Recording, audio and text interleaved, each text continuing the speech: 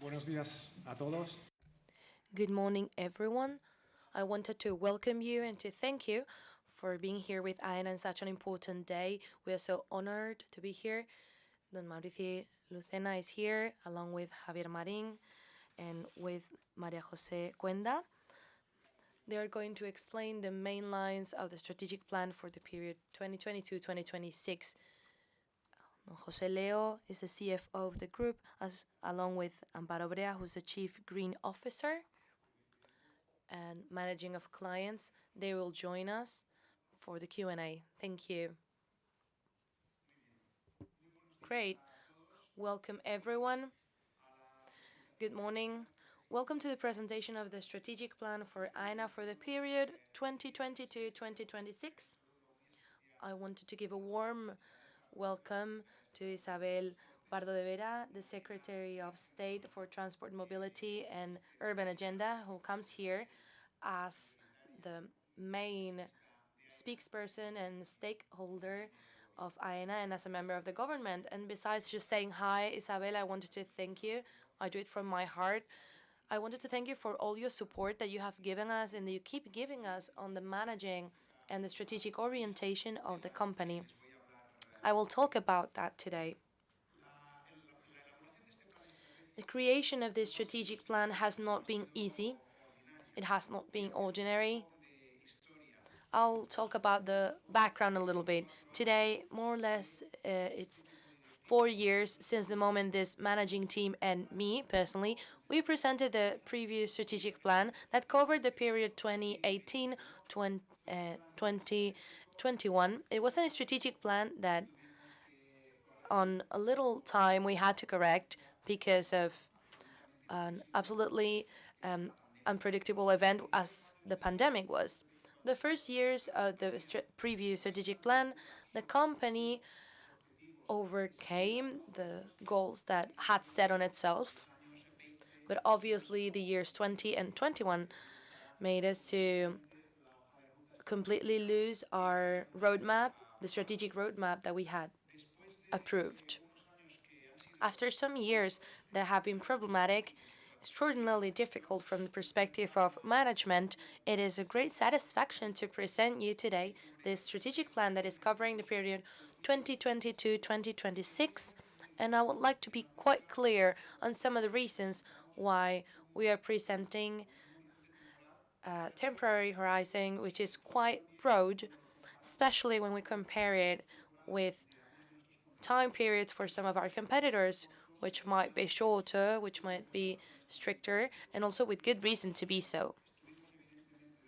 We were obviously discussing whether it was better, as other companies did, just to publish some strategic guidelines over this unstable period.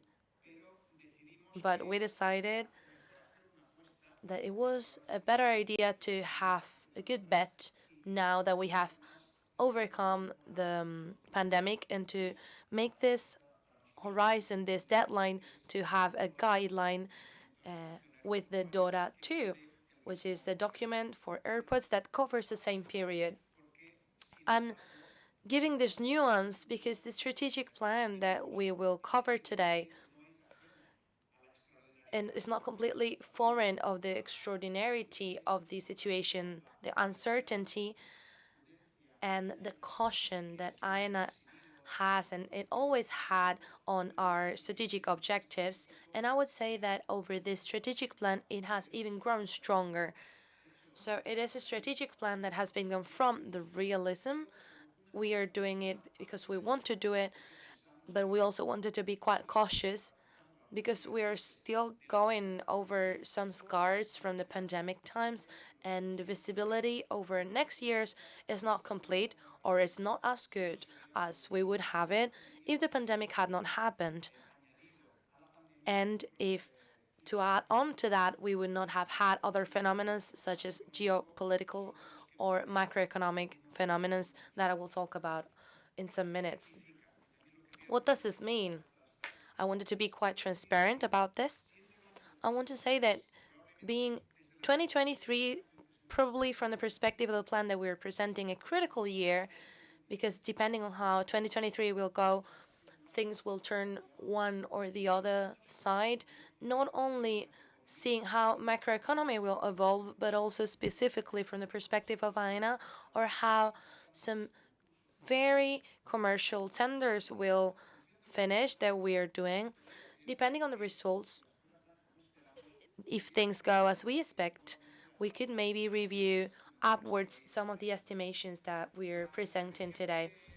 The intervention that I will do will be divided in two main topics. The first one for context, the context in which the company talks about the development of their activity, and the second part in which I will go over our proposal of value, our proposal for growth, mentioning the different main areas for activity of the company. And obviously, what is the translation of all this in the economic financial magnitudes that I give for granted, I think is very interesting for everyone that is coming here today. After my intervention, Javier Marín, who is the managing director for airports, and María José Cuenda, who is managing director commercial business and real estate, will explain in detail everything from their respective areas of responsibility. So now I'm going to go over the first topic that I talked about. I just want to say I won't get too much into detail in the following of the images that we're projecting. Most of you really know the company. The documentation has been given with enough time. And what I'm interested about is to highlight the messages that, because of their importance, I believe it makes more sense to share with you today. This first slide sums up what Aena is. Aena is a big company. Right now, what I would just want is just to highlight what's obvious. Air transport in the world, if we quite roughly take the analogy that the historiator Orlando Fash it gives us from the railway in the 19th century, that kind of transport is a transport that we have right now with air transport in our century. So that has a key role of the commercial exchange in commercial plans, in territorial cohesion, and it allows something that's quite substantial for civilization, such as we understand it, which is the connection of companies, of people, of countries, and cultures. So, in other words, air transport gives a basic service which is fundamental for citizens.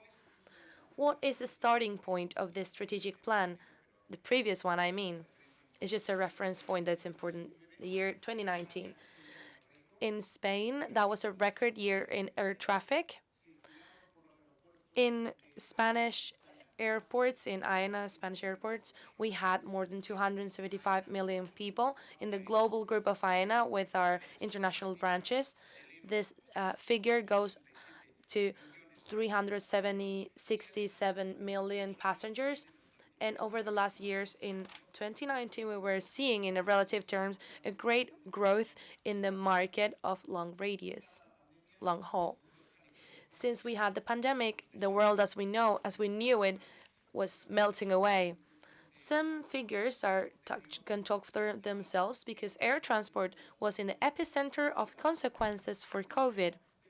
In the year 2020, we started from those 270 million, which were referred to 76 million, and in 2021, we went to 120 million passengers. In the contrary sense, and luckily, the year 2022 did not start well from the perspective of the pandemic. We all remember Omicron. But in that moment, no one, not even us, could forecast the great strength that the traffic would still have again in short months. Some figures are quite illustrating. In the months June, July, August, September, and October, the recovery in relation to 2019 has always been over 92%. And in the month of October, the traffic went over 97% in relation to that same month in 2019. In our international branches, the traffic is right now over the figures of 2019. And we can highlight from the point of view of the composition of that traffic the almost full recovery of our main market for long haul, which is Latin America, and their air connections with Spain. In the case of Spain, it is obvious that the big tourist power in Spain gives strength to Aena, and also symbiotically, the activity that Aena has also gives strength for the tourist power Spain has. So, in the tourist sector in Spain, it is the biggest one in a relative terms. In the Spanish economy, it represents almost 12.5% of GDP.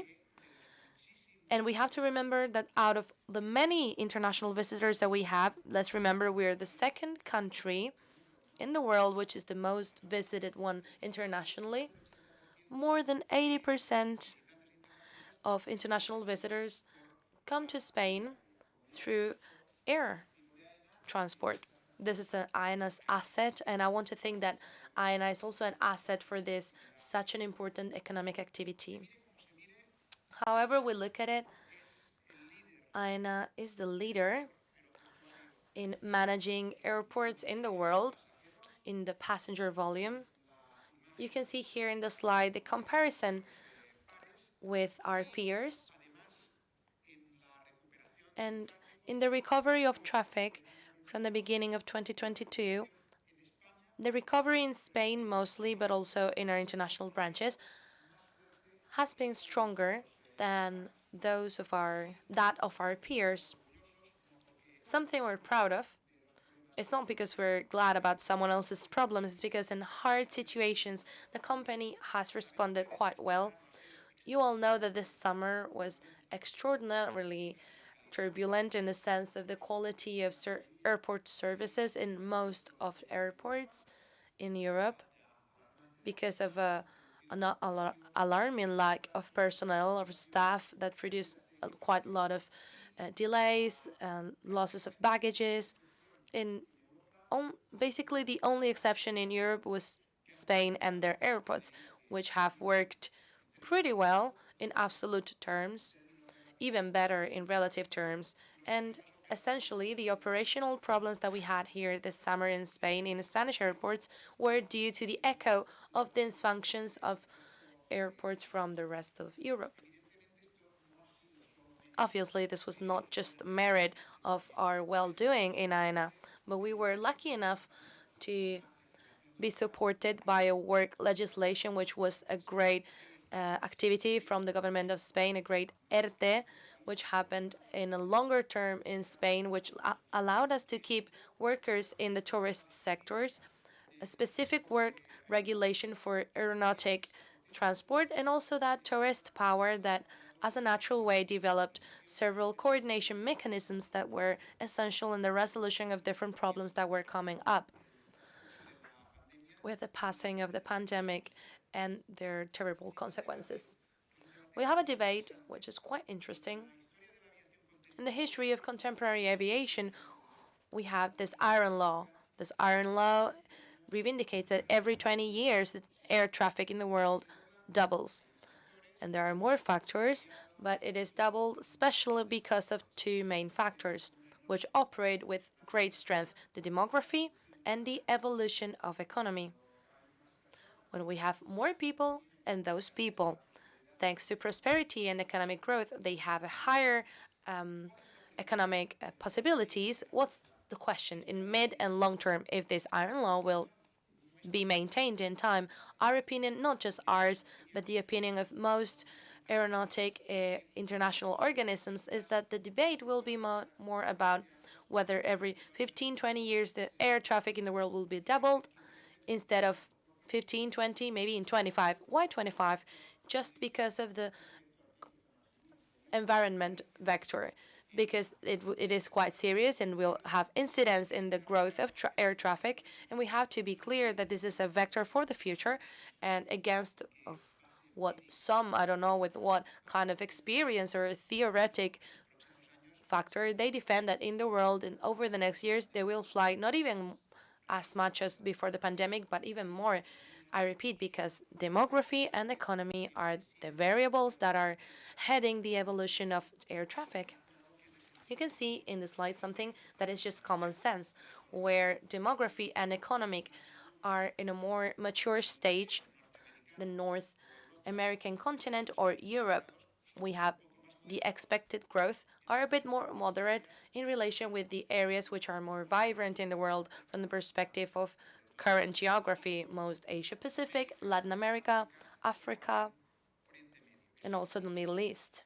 What does that mean? That in the long term, we're optimistic, but we're being cautious. Why cautious? Well, because it is very hard to forget the experience that we had. It was so traumatic. The pandemic was so traumatic that we have risks that Aena has incorporated in the algorithm for management and risk analysis. I would just highlight from a global perspective the geopolitical risk. Today, we saw in all newspapers that the war conflict in Ukraine can be extended to other countries. I hope it isn't, but the geopolitical risk also has an economic incidence. And besides the geopolitical risk, we also have the macroeconomic risk. It is clear that macroeconomy is worse than some years ago. The great question is whether we can overcome this economic stage of the economic cycle with a deceleration of the economic growth. Maybe that's the case for some countries. I hope it's not the case for Spain. And some countries may even start, even from the technical perspective, in a recession. Microeconomy is not just economic growth, it's interest rates, it's inflation, it's change rates, and along, etc. From the perspective of sectors, obviously inflation is affecting us specifically, and I link that to global risks. Is the inflation in relation to energy and its cost? Well, we have specifically some other challenges. For example, correctly managing the possible lack of staff, which affected in a dramatic way to our competitors, and also to assume that the exigencies that we have in a matter of quality, security, and mostly environmental will be more and more complicated. They will implicate an more expenditure in the sector of air traffic. We have to admit this because it's for the good of our clients and the service we give them, and for the global public, that it is the environment. Well, lastly, according to the sector risks, we have a debate, you all know it. It's an intense debate, passionate debate on the intermodality competence or some obstacles that we may have for the short haul flights. The truth is, and this is the last context element that I wanted to translate to you today, is that an airport today is similar. Maybe aeronautic engineers would be mad if I said it quite strongly. I want to say that the airport does not look like the one 30 years ago, but the experience for the passenger has changed for the passenger in those 30 years, and this will keep on changing. There will be a more in-depth change of the airport's activity, and even though it happens slowly, it will go over their usual activity. In other words, historically, an airport manager usually just essentially did the infrastructure and the management of the airport, which is very important, and they used to do it in a very safe, efficient way and with a regularity so that we don't have different intermittencies.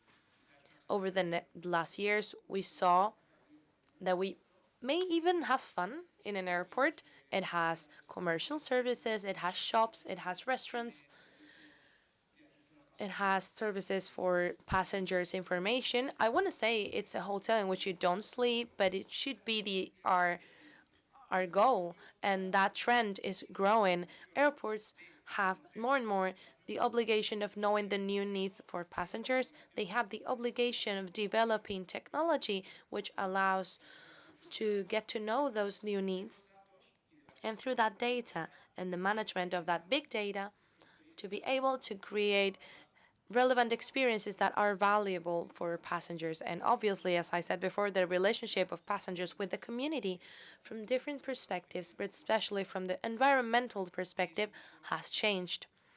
And it is quite closer now. After this context, I will talk about the different strategic goals that we have.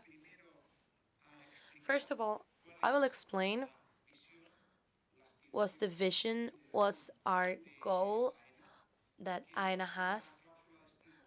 I would like to previously talk about something about style, maybe quite not in a humble way. We don't think we're quite far away from that idea, that goal that we have. That goal is that we want to be, and we are up to some extent, we want to be the safest, more efficient, and sustainable and more warm of the world, which are catalyzers for economy and tourism, and that we are value generators for our stakeholders, our clients, and society. The translation of this goal, this aspiration for over the next years, is the one that you can see here in this slide. We want to do what we know how to do, and we want to do it even better in the future. In the aeronautic activity, we will still be the leaders in security and operative efficiency. In the commercial activity, we will grow quite strongly the commercial income according to how that 2023 will dissolve the doubt that we may have on visibility.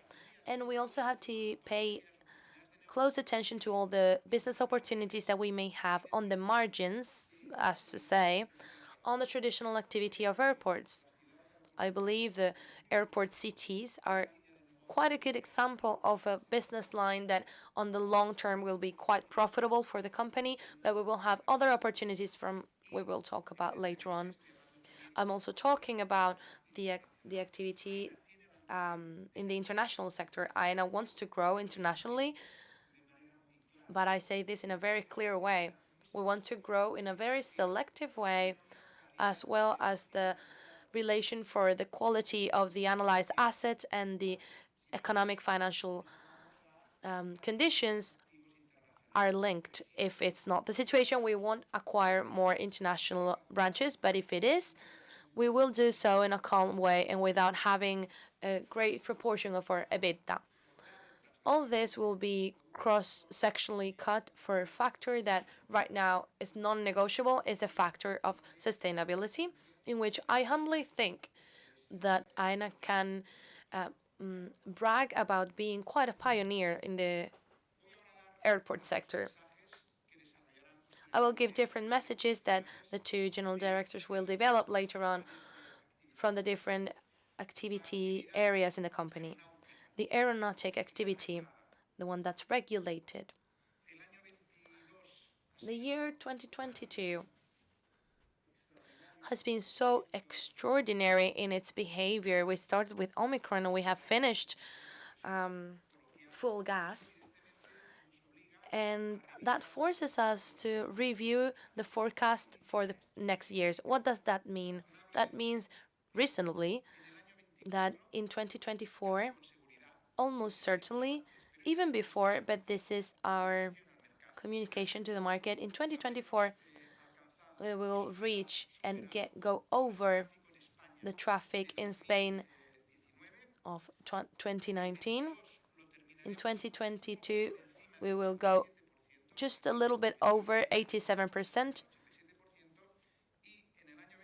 And in 2026, we will handle the airports of Aena with figures around 300 million passengers. It's just many economic, demographic factors. It's also the attraction of Spanish tourism will help us. But let's not forget another important factor we have, the airport fares, which are the most competitive ones in Europe. Let's not fool ourselves. This has also some cons for the company, but it also has some pros, because this triggers quite an easy virtuous circle, as for which the airport fares help us to have more traffic in airports, and a bigger traffic in airport is translated not only in aeronautic income but also income from the commercial field.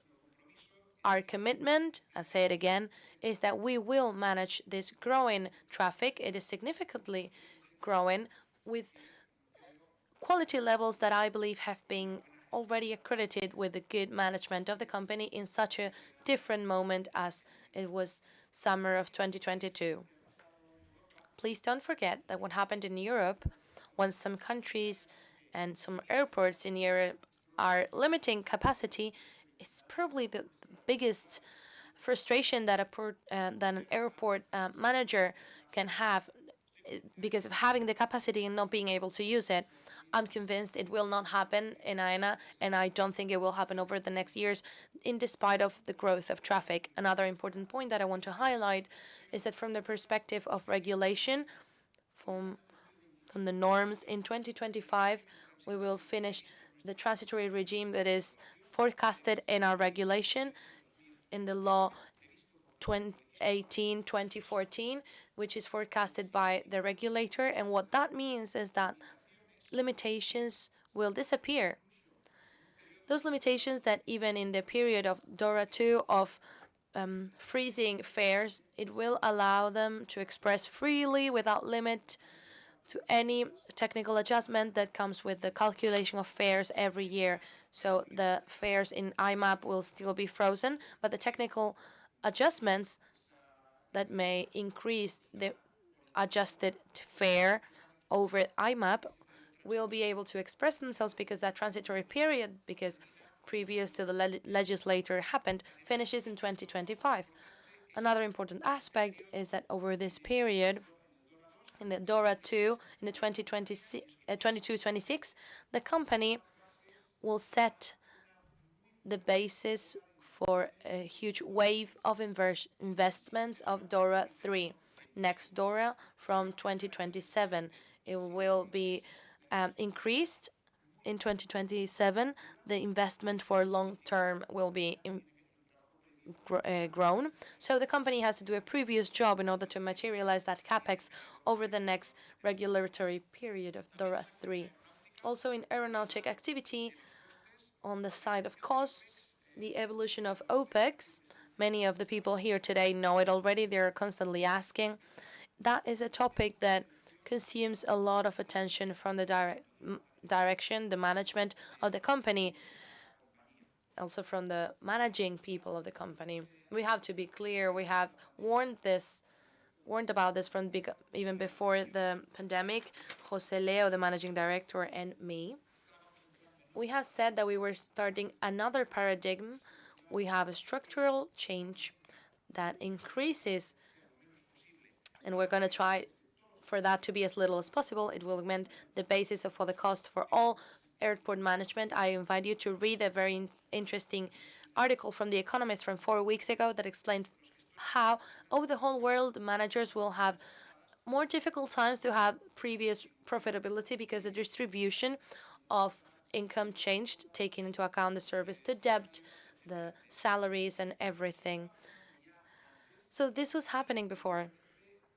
And obviously, the pandemic has introduced some adjustments. But our commitment is that we know this is probably the main challenge of the company over the next years.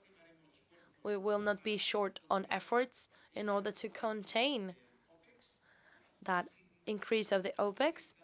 Without any doubt, in a long distance, we will keep being the most efficient airport manager in comparison to our peers, with quite a big difference, as I said, and especially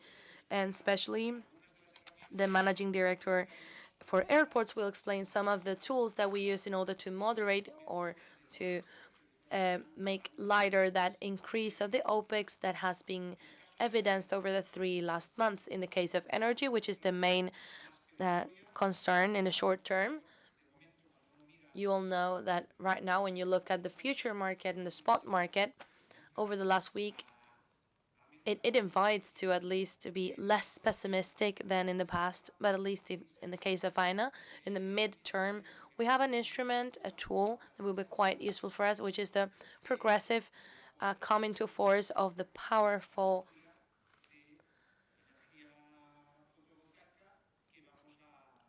photovoltaic energy that we will have in our airports, that we are displaying in our airports. Javier and Marín will talk about this later on. In the commercial field, I will try to be quite schematic. Our commitment is that the commercial activity will improve significantly. And I will repeat, we need some months in order to clear a fog that is not allowing us to have a good visibility, especially in relation to 2020 year. That is why I'm insisting, and I think it's very important to see the nuance that the commitments that I'm expressing for our company, we have, again, to be quite cautious, but at least if the public tenders over the next months for the field of duty free, for restoration, for 300 retail places, for rent a car, they're looking good. That's just what I can say right now. They look good. If those good expectations are confirmed, we would review in an honest way the forecasts that I'm presenting today, which right now are the ones that are more honest for us. That means that we're hoping that commercial revenue for 2019 in relation to 2019 to increase at least in a 23%. Commercial income per passenger will increase in at least a 12%. And it is essential for us to take into account the hypothesis that you can see in the down left side of the slide. The hypothesis is that the inflation goes to their peak in this year and over the next year, and then we'll have a gradual change towards the objective of the central banks. If we think about the inflation of it being high, there is a direct effect which also affects the prices for commerces in our airports. In spite of the cautious that I have insisted on, what are our good perspectives based on? We're basing on some figures that are non-doubt. The aggregative sales over the summer in our stores have gone over the ones in 2019. And secondly, over more or less a year, we started a series of public tenders for contracts for restoration for retail. And up to now, the minimum income that had been guaranteed as an average for these public tenders for 2023, it's 13% higher than those from 2019. And in the year 2026, pay close attention, it's 65% higher. This is something that a year or a half ago was quite hard to forecast. That is why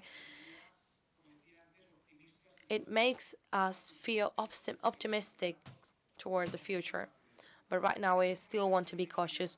We have ahead of us some renovations for contracts which are quite important, which roughly will draw the future of our commercial income. I'm talking about the tax-free stores, which is the higher duty-free tender of the world. And we're preparing that, and will happen, María José, I think in October 2023. I repeat, this is very important, and we have to see what comes out of that tender. We're starting to examine the technical offers from the big restoration tender for this airport, from the airport Adolfo Suárez Madrid Barajas, and we will go public on 300 retail stores, the rent-a-car with a new management model from Aena, and that will happen over 2023. What matters to us when we're talking about the economic financial parameters for the future. Right now, I'll talk about international activity, which I know has been subject for analysis, for concern among analysts and investors. I'll try to be quite clear. on the perception Aena has on the different acquisitions from the company, I believe, I don't know, maybe we had an speculation, but I believe we had an information circulation towards the airports that go with the big airport for Congonhas in Brazil that was quite surprising for me. The information that was circulating, I can just say that over this stage, the main priority for our company will be to consolidate and maximize the value of international assets that we already have. That has quite an especially important in Brazil, in where we're quite young and where we have the challenge of incorporating the Congonhas Airport, the second biggest airport in Brazil, and 10 other airports that will go along. For Aena, it's quite a big responsibility to manage almost 20% of air traffic in Brazil. And what we want to do is to consolidate those assets, to do it right, and to follow our business plan. Talking about Congonhas, the operation of this summer, I believe retrospectively, after some years, we will remember this operation for the company as a big hit, as a big thing that we did right, as a great step towards the international ambition Aena has. Numbers are actually looking well. The general director for airports, Javier Marín, will talk about some of them, but the operation right now, I'm qualifying it as an excellent activity. But that comes with a premise. It's an airport, the one in Congonhas, and the 10 ones that are going with them is not apt for our publics. It's quite a competent airport, but if there are other companies, and maybe one company in the world can successfully in technical challenges and economic challenges, it's Aena. And I hope the facts will support what I'm trying to say to you. On the other hand, I also think that there isn't quite such a big discussion whether there is a bright future for Brazil. Yes, we have a bright future in Brazil, and I'll talk about demography and economy again. What does that mean? That means that if we took a fixed photo of international assets for Aena projected to date to 2026, we're in the environment of 10% of our EBITDA for international assets. That's a growth towards in relation to the 5% of over the last years. And what's our ambition? Our ambition is reasonable. It is an ambition that will be subject to many filters, but what would I like? If the quality of assets, and most importantly, the economic financial equation goes right, I would like to widen that 10% to even a 15%. But the approximation to that ambition will be quite selective. If you would rather, with such a less beautiful word, it will be quite opportunistic, but only if the assets look good to us in all perspectives, especially from economic and financial perspective, Aena will take that step.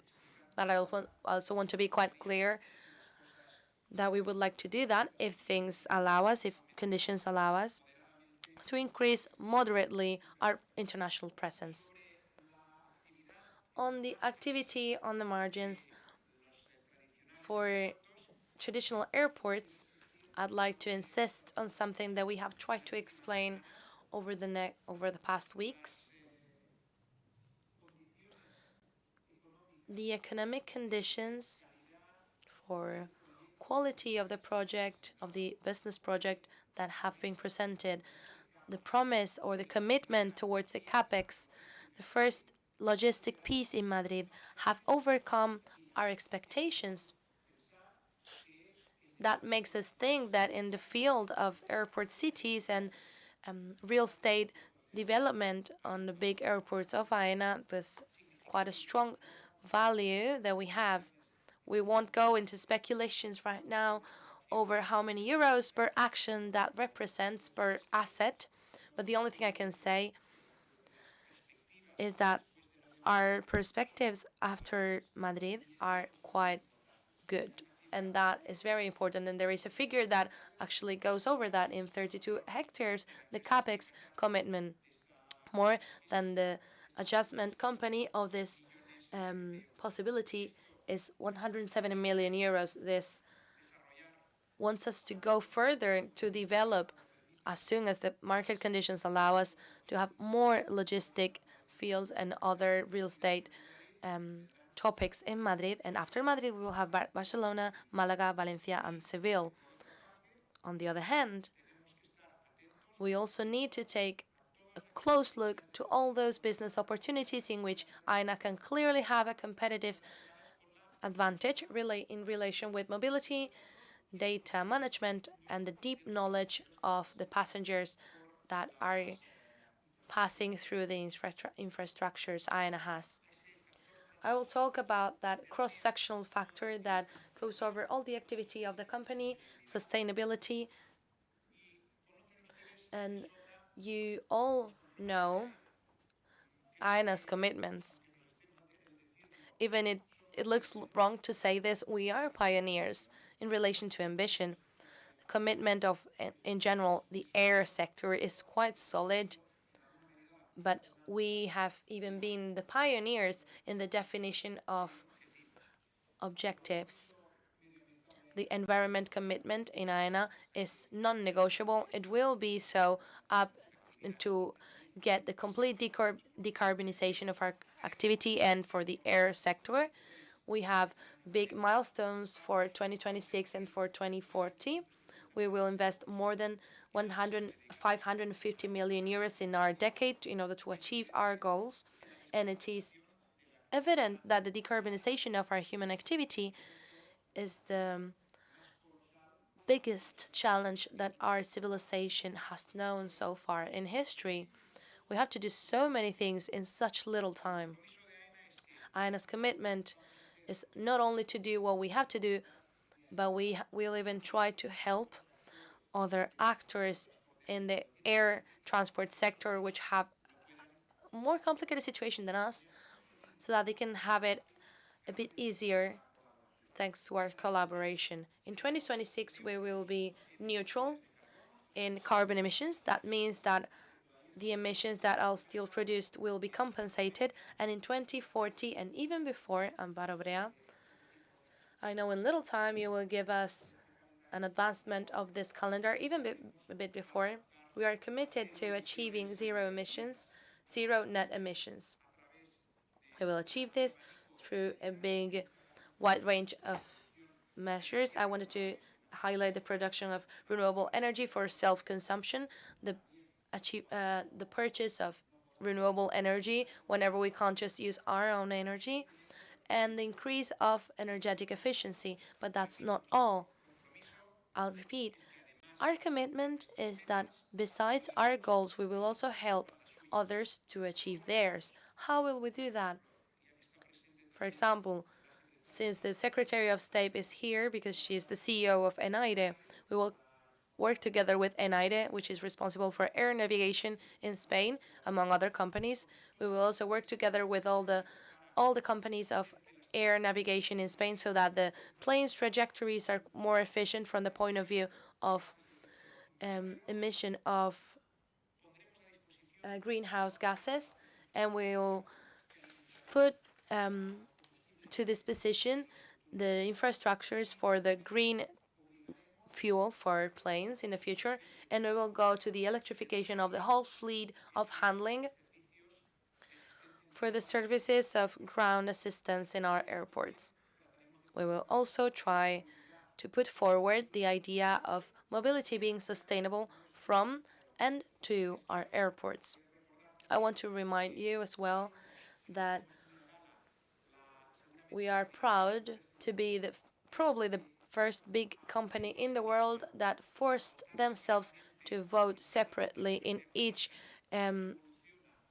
stakeholders board on how to evolve on the climate action plan. And I think this is quite good luck because this will help us over the next few years to have a common denominator for all big companies in order to have to speak to their clients.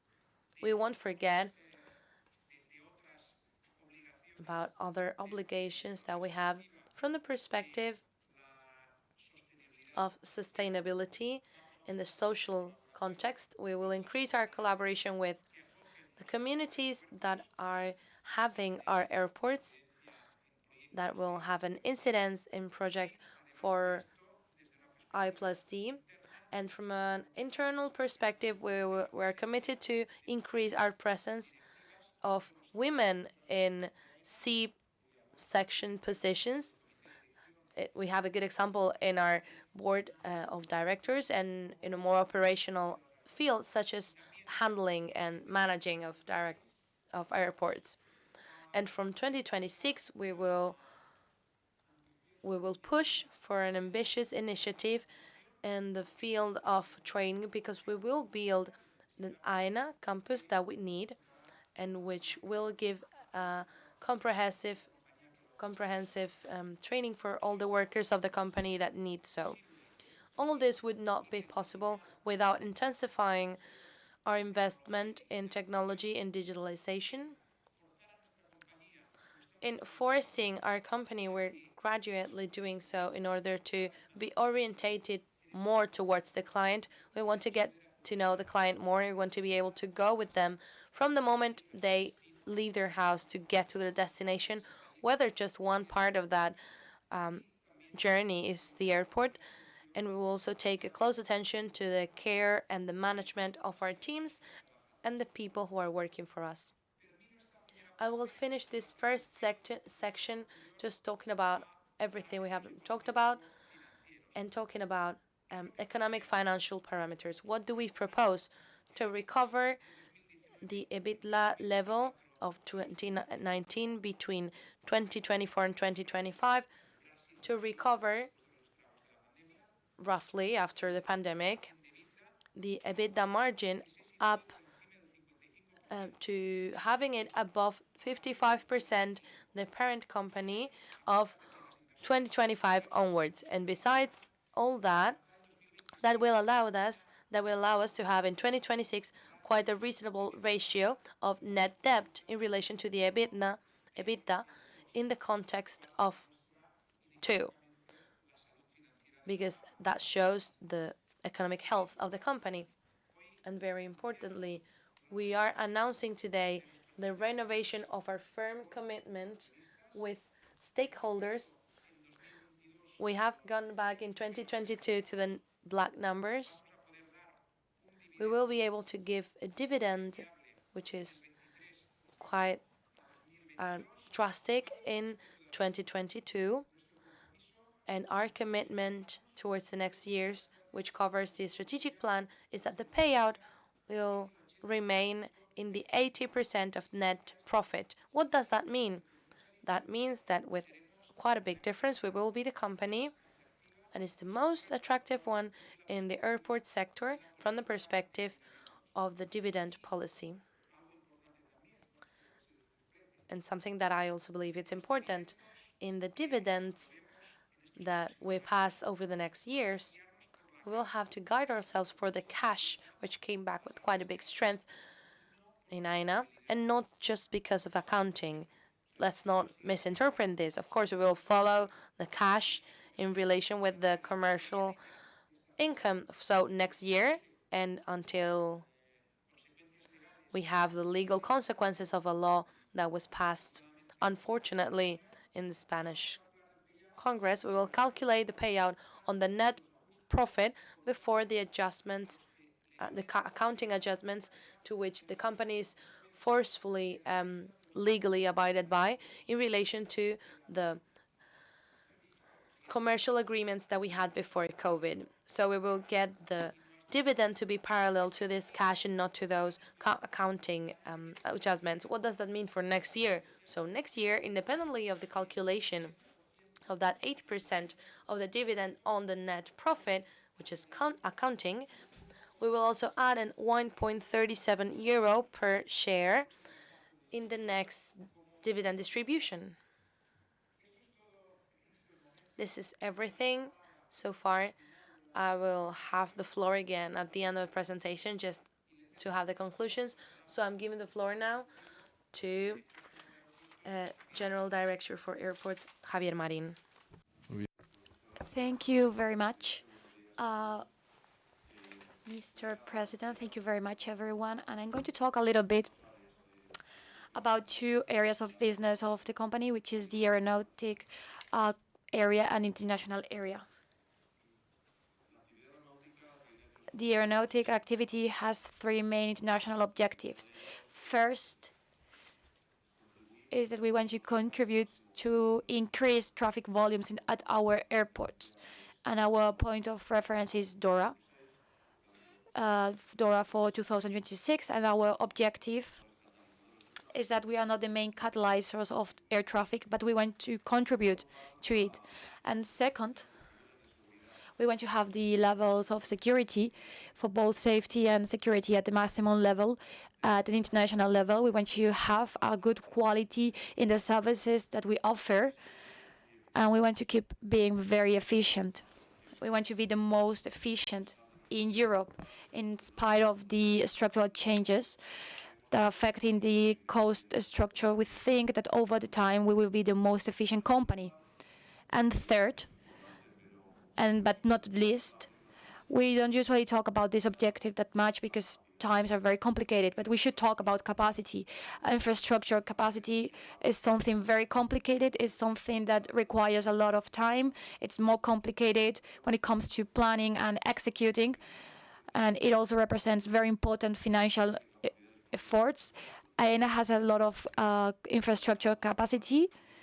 We have carried out 2 DORAs with a level of investment oriented towards security, safety, and other things, but we need to set the foundations because if air traffic behaves the same way it does today, we will need more capacity for the future DORA. So the capex that appears in this strategic plan has a very small part of capacity volume, but there are many initiatives that are designed to ensure that Spanish airports have the capacity that the demand is going to require. So Aena would not be able to afford, because of the service that offers to the Spanish society, Aena could not have limitations for offering services to the Spanish society, especially for tourism, which is very important for the Spanish economy. Now let's talk about traffic, which is very important for the strategic plan. Mr. President has already talked about it. This is our current estimation, and I'm saying this is an estimation and not a prognosis because traditionally we have developed prognosis based on the GDP, and now it's very difficult to carry out those prognoses. So we need to do our best estimation to be able to plan. Of course, we have used macro data that have been published, and we know that they change very quickly, but we also added some prognosis that other bodies, international bodies, aeronautic bodies are carrying out, such as AZI. We have used the information available from air companies. We have used the data that we have on other transportation plans for both high speed, especially that has been very important, and in other lines that already exist when it comes to having different options for the train in Spain, because there was only one company responsible for the train in Spain. It is important to say that this information is marked by uncertainty. And there is over more or less 5 points with regards to the main scenario, and we usually define it according to the percentage of recovery with regards to the year 2019. That's our point of reference, the year 2019. What about data? So we will close this year higher than 77%. Usually this month there is not a lot of demand. So we had planned our estimations according to the plan of November, but I think we will be closer to 88% and say 87%. The scenario for the following year will be 92% of recovery, with over more or less 5 points. When it comes to recovery for the year 2024, there will be a recovery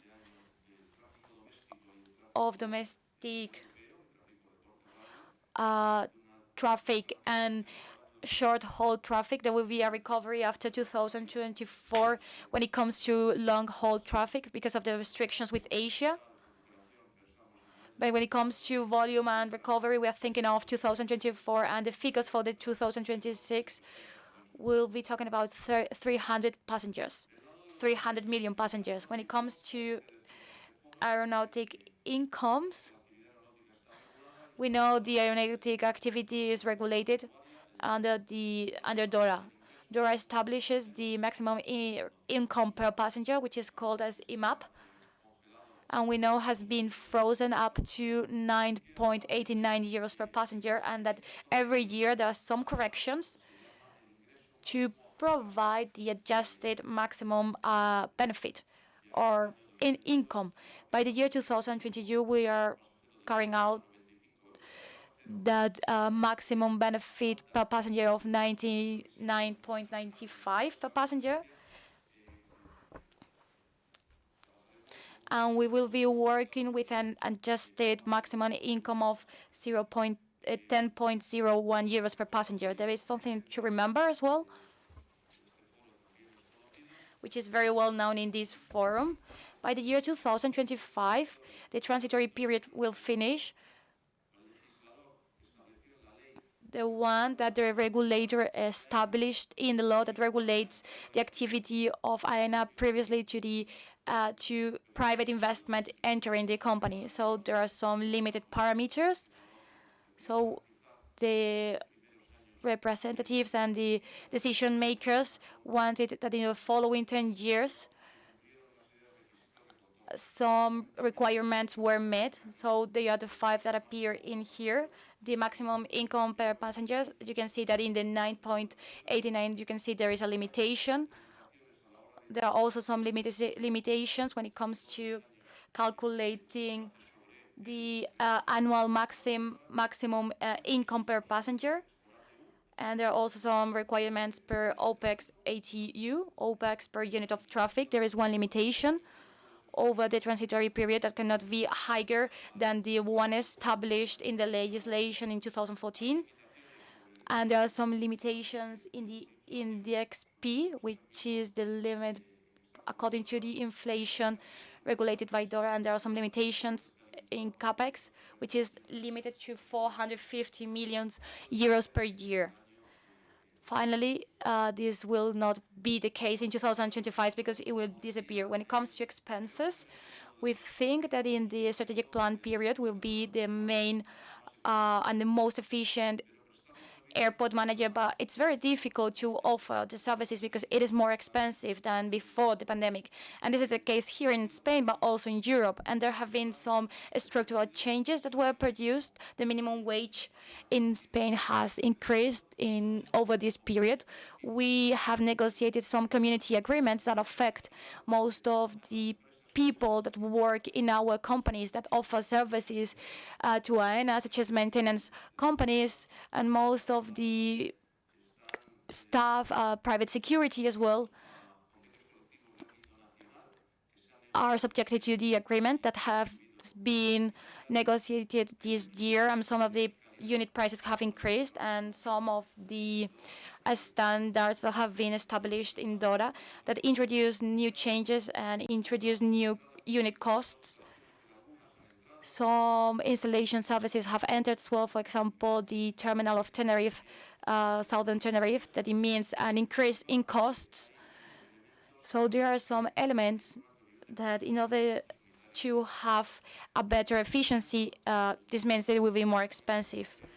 And there are some things that are related to other things, such as inflation, for instance. And the major risk in the airport transportation area, we have identified that there has been a decrease in the concurrence for purchasing our services. And there is a lack of concurrence. Where there is a market, it means that somehow there is not much attraction towards the airport sector, and there were other risks that didn't affect that much other sectors because, airports were closed most of the times, and they had to deal with some of the contracts from the service suppliers. And now we think we are doing better when it comes to new tenders. We have recovered part of the activity, which is not homogenic. the graphic we presented, you can see it on the slide. There is a curve in the airport of Madrid. Now we are in arrivals, and you can see that curves from 2019 and 2022, the overcome are the same. So we recover much of the activity in 2019, but there are some peaks that are higher than the ones in 2019. So this means that the unitary costs to provide services at the airport of Barajas are very similar to the ones.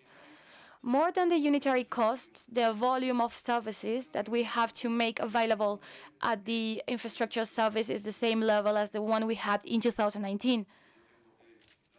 Because you have to offer a service in the security area in the peak time, it cannot vary in a limitless way. And this usually happens in the way airports have recovered. Let's keep on talking about Barajas Airport. Maybe there is a recovery over 100. Some airports have increased by 100%. They need cost higher than 100% they had before the pandemic, but Barajas also needs, because of that reason of the recovery, services of 100% that they had before. And there is another element that has helped in a conjunctural way, which are the rules of slots use.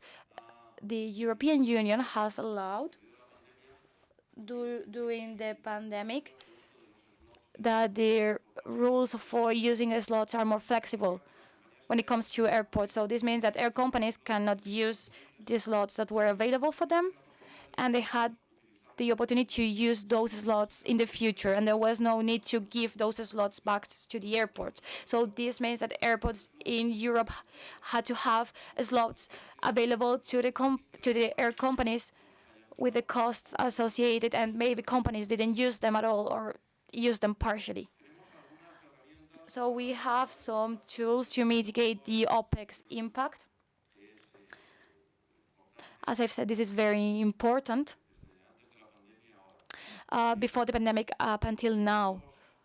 So we have some contracts, external contracts that are closed for the following year, for the OPEX next year, that has been closed in 85%, and over 55% for the year 2024, 2025. This doesn't mean that costs are not going to increase. This means that we have some agreements, we have some contracts, and that's why the risk for alteration is limited. Now we have to tender for all the new contracts that are very important, and there is a lot of uncertainty, and it is normal because we don't know how the behaviors of the market will be like in the future. So we have to consider the risk perceived by the suppliers that will disappear in the future, of course. The airports will recover themselves up until their previous volumes.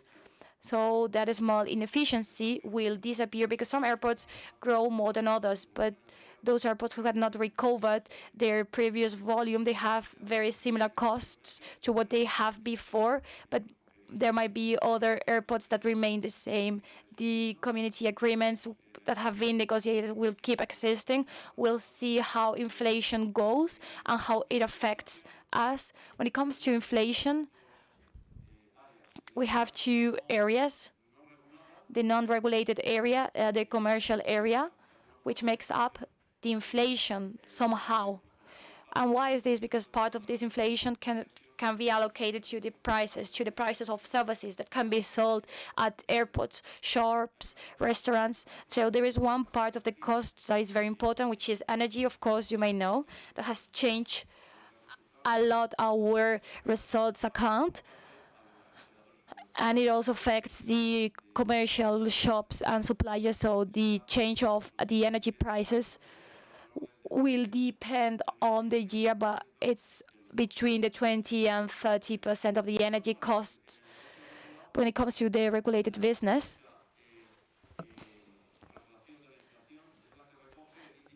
The impact of the inflation is the one gathered by the index P.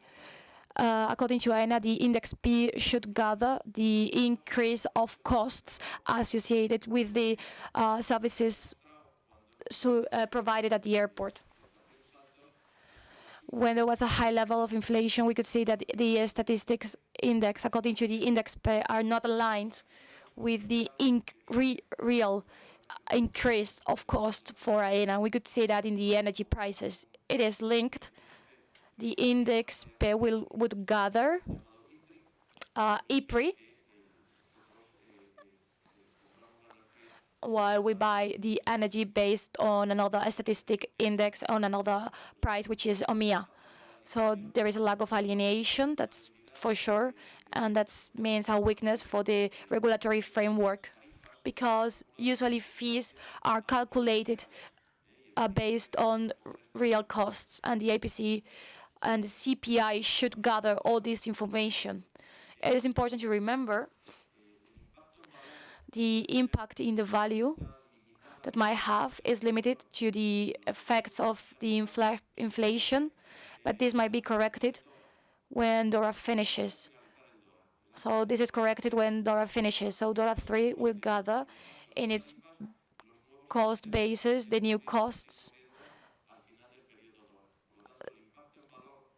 that will be gathered by the end of DORA 3. So this will be limited for following years up until 2026. Now I will talk shortly about one of the cost components that has increased the most, which is the energy, of course. Now this year we're 3 times or even more of the amount that we would pay before the pandemic. We're paying 3 times more of energy. And I'm going to talk about the photovoltaic plan. First, if you can see the graphics on the lower part on the left, this defines our photovoltaic plant.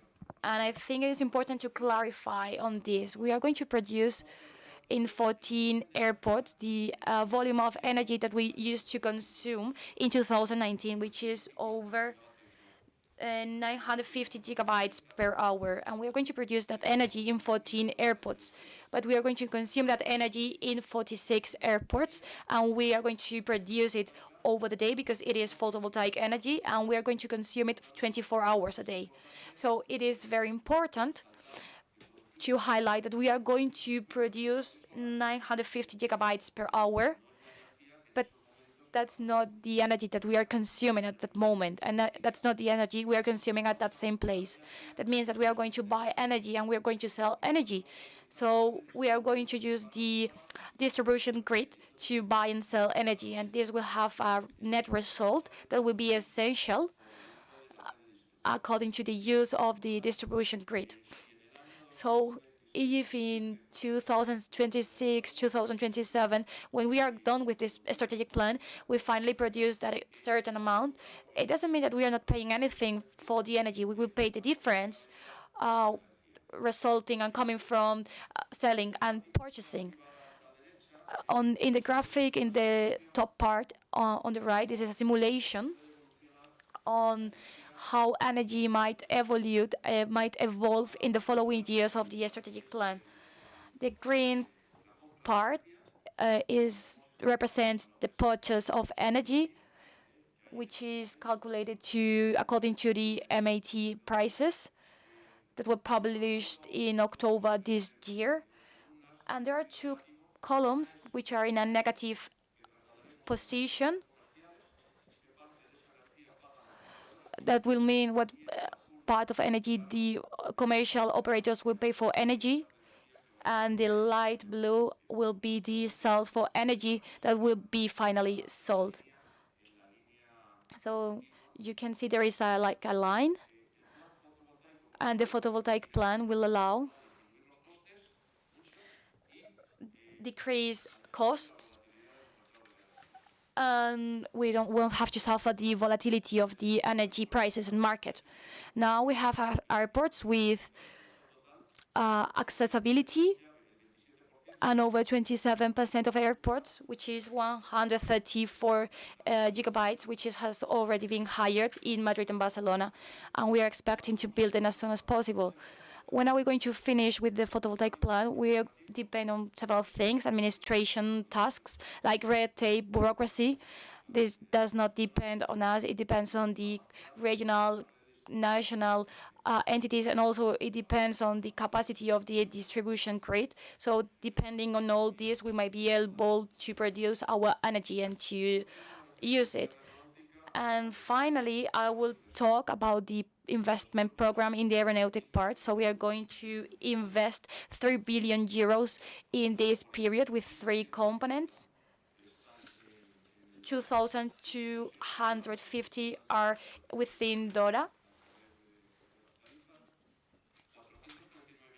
439.4 million, that amount for the non-regulated investment, but comes from the regulated investment. That means that comes from the assignation that regulators assign to the non-aeronautic activities. For example, from a terminal, one part goes to regulated areas, another part of the terminal goes to non-regulated areas. And last, 226.2, which correspond to non-regulated areas, for example, lunch areas or restaurants, some things like that. Now let's move on and talk about international activity. The international activity that we have right now is already great. Then you can see Luton or the Nordeste Brazil airport. It is important to highlight that one of the qualities that international activity had over this period was the complementing to the international activity. For the first 7 months of the year, as you can see, the volume of revenues from Luton and Brazil is higher than 11%, and EBITDA is higher than 10%. The president said that our ambition is that Luton and Brazil have an EBITDA of 10%, because we consider that EBITDA might have recovered to pre-pandemic levels, so that 10% is very important. But right now, where Aena's EBITDA has been affected by several factors, the international activity has contributed to more than 10% of the EBITDA activity of the company. In 2019, before the pandemic, because we are not talking about pandemic all the time, the international activity meant 3.5% of the EBITDA of the group, and our ambition is to reach up to 15%. 10% will represent the assets we already have, included the group of 11 airports in Brazil and another 5% additional. We think that's a decent amount for a strategy that consists on being focused on the future, on what we have ahead. You know that the airport of Noroeste in Brazil has several challenges for meeting with CAP, and they are very important, and the Nova Grupa, we have several challenges. We need to set it in motion. They are very complicated projects, and we need to work very hard on that. So we've been working on searching, and we will analyze those projects that have like a risk profitability that is higher than Aena, where there are some synergies for network, where we can export the know-how that Aena has. For example, we transport Barajas Airport, the Barcelona's airport, and recently we have transformed Luton Airport, and those markets where we think that the main potential for growth, and because its importance as Brazil is, so it means that it is a very attractive project for all of us. So this is the BOAB, that's the block of 11 airports of Brazil. So we think they meet the criteria of international investment according to the project and the regulatory market. We think that the market and Brazil is a very important economy in Latin America. We think that air transportation will keep increasing and growing, and we could see that in the pandemic, the percentages of recovery are higher than the ones before the pandemic, because you know that this is a country with a great size where all the ways of transportation are not very competitive with regards to the air transportation. So air transportation will be one of the essential elements of the country, and we think this is a very attractive market. So we'll be working for 30 years. Maybe we can work for 5 years more. So we'll be working for a very long period of time to work in, and we have a lot of synergies with Brazil. We've been working in Brazil for 3 years. We know the regulation. We know the way they regulate. So, and as the president said, we are convinced that it was a very good project, and we think is going to be very successful. Now let's move on and talk about valuation. You know that the upfront that was actioned amounted to 440 million Brazilian reales. And there will be an obligatory provision of equity to the SPV of 1,639 million of Brazilian real. And I'm going to talk a little bit about the reference of EBIT in 2019. And I don't really like doing all this because we usually mix figures with different criteria. In the case of Brazil, the fees in 2019, which is a very important element to consider, have changed because of inflation and because of the suppliers and supply contract. Where do we think that the generation of value is? Well, we think that the project is very interesting. There is a great potential of increasing commercial investments. In our business plan and development plan for airports, will multiply per 3 the commercial surfaces, especially the new terminal of the airport of Congonhas, and there will be activities in other terminals and airports. And there will be other public tenders, other types of tenders. So we think we will generate value. There are some synergies with the ANV. We invested a lot in ANV to be able to generate those energies when it comes to managing systems, IT systems that now will be used in the new group. And now there is one element that I think it's very positive, according to my opinion.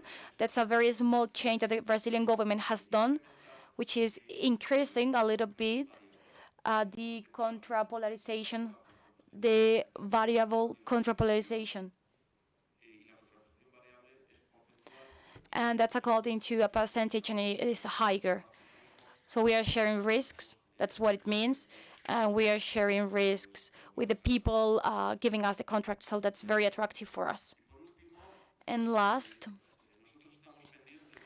now we are trying to present, once we are done with all the bureaucracy, we want to present the project to the civil air transportation agency, and we are going to transform the airport of Congonhas, and we are going to carry out other investments in other airports so that we can meet with the criteria and requirements of security and quality established by the government, and we will increase the offer of services. The parking spots, you can see the planes that are in front of the terminal green. So that's the main change we are going to do. We are going to get rid of those planes because that area is going to be completely free because it's very close to the airport and to the airstrip, and we are going to start new initiatives. We are going to invest in new buildings. We are going to increase the parking plane platform. We are going to increase the commercial activities exchange so that this way the airport has done several commercial activities within 5 years, and the peak of investment will happen in 2026. So this is a project of transformation. This is very complex, but we think we are able to do it. We did all the very difficult airport transformations, and we want to do it in Brazil. And that's all from me. And I'm open to the questions you might have. So María José Cuenda, I'll give you the floor now. Thank you very much. Good morning. Now we're going to talk about the commercial activity and real estate activity of the company for over the next years. As we all know, commercial activity is a key factor for Aena because it represented 37% of the company's income and around 50% of the net profit. In the years before the pandemic, we had a very positive evolution and such a sustainable evolution towards 10%, and we ended 2019 with a record figure of commercial income for around 320 million. What's the situation of the start line that we have right now? If we focus on this slide, we can see the next thing. If we think of the income from businesses, those are that handled in-house, which is the parking and the VIP lounges, they're having a big, quick, and strong growth, especially from summertime, where the parking lot has completely recovered income from 2019, and the VIP lounges are growing in a more than 114%. After the pandemic, we're having a big evolution in the demand of VIP and premium services.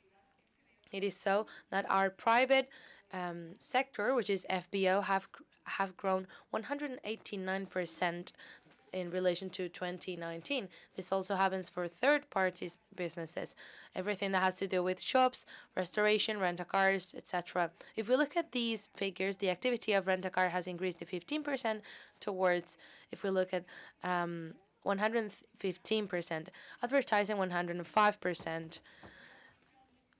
Specialty shops are in very, very similar figures such as 2019, and specialty figures are a bit different. We have recovered this percentage of the activity because in 2020 and 2021, contracts that are for 300 stores ended, and this has made that the recovery happened to be for 75%. But if we compare like-for-like local stores open in 2019 to ones open now, the recovery is more than the one in 2019. Also, a key element is the expenditure per passenger, and the stores free of tax, it really grown, which can get up to 30% for the British passenger, which is the first client of the service, and the restoration, the increase of expenditure per passenger even got to 19%. Another element that is very important, it talks about the good health and the strength of the commercial activity is the result of the tenders that we've had. From the end of 2021 up until now, we have had 237 tenders from finance sector and shops, which was 324 premises. If we compare with the figures from 2019, the incomes that we had now and the incomes that we have been offered in terms of minimum income that have been guaranteed, the ones are 13% above. For 2025, it's even 57% higher, and for 2026, it's even 65% higher. This figure is very important because besides the positive evolution of the sector, also international operators trust really the retail, and specifically the case of Aena. And these income represent for Aena 29% of total in commerce sector, so it's very significant. Starting from this situation, what are the goals that we set for ourselves for the next few years for this strategic plan? We have a growth of 23% in absolute terms and 12% in income per passenger. Here's what I want to highlight, that this estimation is done in an environment for inflation, which is normal. As the CEO said, taking into account the estimation of the central banks, and not in a system such as the one we have right now for hyperinflation. If this hyperinflation was maintained, this would translate for prices automatically for sales, and so it would be rescued for Aena, for the businesses in-house and businesses for third parties. So starting from for a moment of a normalized inflation, we estimate a growth of 23%. which we believe we can get because we have the keys to do so. What are those keys? First of all, new tender strategies for the main tenders that will be finished over the next few years, which is the duty-free tender, the restoration tenders that we will see later on, and the tender for rent-a-car. Another important key is acquiring new operators and brands for our airports in order to diversify risks and to have competence, to optimize our layout in order to adequate that for profiles of the passengers and the demands that we have in airports, also to push in-house businesses, which also have a very positive trend to include more and more digitalization and technology in our business in order to maximize the flow of income and optimize our processes. If we focus on the first milestone that will happen in this strategic plan is the finalizing of the tender of duty-free shops. First of all, I want to say that it represents 26% of the income of the company. It ends in 2023. In 2022, we have been working on the definition of a new strategy for this tender in order to go public in December this year, so over the next weeks. It's the biggest tender for duty-free shops in the world, with the next figure more than 60,000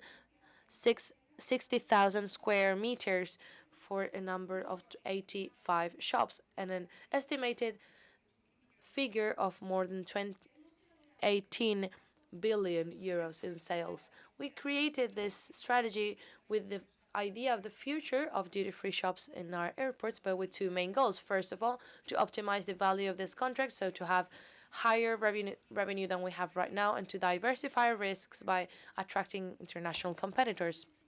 For that, we have designed a tender with the next keys: more and bigger spaces in main airports. I think this is a very relevant data. That's 40% more space than the contracts we have right now. Then we also have to have a wider range for category of services in this tender, even having mixed activities of restoration and shops in the main airports. We also have to have the ones that we have right now, and we're changing the lots from 4 to 6 to have more numbers of international operators with different profiles. We also have the incorporation of digital commerce inside the tender. Higher durability of contract with is also very important, and something that I believe that's a key for this business is that the sales in the duty-free shops in this contract are higher, and they pass from 47 that we have right now to a 65% because of Brexit. And in some airports, such as, for example, Madrid Barajas, even to 70%, and in other ones, like the Canary Islands, went even to more.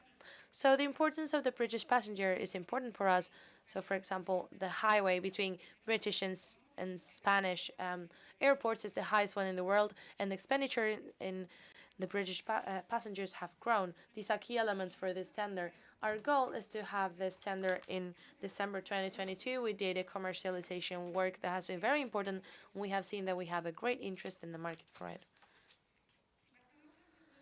If we go to the second important milestone over this period of the strategic plan, is the finalization of the main restoration contracts. Starting for the one in Madrid Barajas in 2023, we will finish with Palma de Mallorca, Ibiza, Tenerife, and Fuerteventura over 2024 and 2025, and they will finish in 26 Barcelona, Malaga, and Gran Canaria. The restoration represented 17% for the total of commercial revenue by Aena, and the contracts that are finalizing in this period represent 166 million RMGA. That means income for Aena, which is 64% of the total of this line. So it is a great opportunity to create even more value for the company. If we're focusing on the first tender, that is the tender for restoration, that finishes in the 2023, and we have already gone public for it, it's a tender in which we set to the market 19,000 square meters in the market, 55 premises, and 8-year term, and more than 1,000 million estimated sales. We did a strategy based on growth, incorporating more services, incorporating more lots. We passed from 9 to 21 in order to have more competency and to have more operators. We have demanded implanted brands in order to ensure quality in our airports, and we have established an auction system with 3 phases for lots in order to recover or rescue the maximum possible value from offers. We went public on the 8th of September, and the 9th of November, we finished the deadline for presenting offers. I think it was a quite good moment. We had 66 offers for the big lot, and we had the great operators for international operators and with very recognizables with high prestige brands. I believe in the next few months we will have the data on the income that we will acquire, but from a first look, I believe we will go over the incomes that we have right now. Another important milestone that will happen over this strategic plan is the finalizing of the contract from Rentacar. The activity of Rentacar is 12% of the total income for Aena, and this percentage is even higher in tourist airports, such as the case of Palma de Mallorca, in which it even represents 17% of the total amount. This is an activity that creates for Aena around 175 million euros in income, 172 contracts that are operating for 16 companies that are international with very positive evolution of the last few years. For example, this year is growing even more than 14%. This contract finishes in 2024. We started with the first steps for the definition of the strategy that will have a double objective. Obviously, to maximize the value of the contract, but also to make our airports intermodal hubs so that we can combine the different modality mediums in order to have a key for sustainability. The objective is to finish this by 2024. Another key ideas for in order to have the commercial activity for this strategic plan is the in-house businesses, car parks and VIP services that represented 17% of the total income for Aena, and they are having a big recovery. Right now, 94% of income for 2019 over summer is even bigger than that, and it's businesses that are having an evolution which is very important digitally. So digital transactions are growing around 39%. And as I said before at the beginning of the presentation, everything that has to do with services, VIP, and the premium services is having such a great demand. Also, historically, over the last years, we have changed businesses to be from third parties to be in-house businesses. And we saw it was a success story because we have changed to having variable income from 30 to 40%, and now what we're having is EBITDA margins which are higher to even 60% mostly.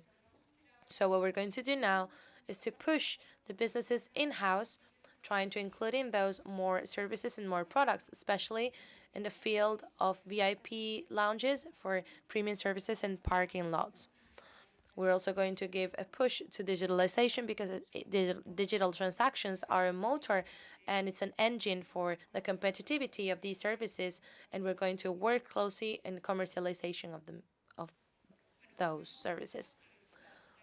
As we saw, the digitalization, the loyalty, and all this kind of planning is very important to the relationship with our clients. From the pandemic, we have had a turning point. For example, in Aena Club client, which is our loyalty clients, we have doubled the members this year, and digital transactions have grown this year. This is very important for us because it makes us have a bigger knowledge for our client. 67% of passengers for Aena are frequent passengers, which have economic possibility that is double the Spanish average, and it's 54% of cases they buy and they consume services from Aena. Having this knowledge, what we did was to have new products to the market.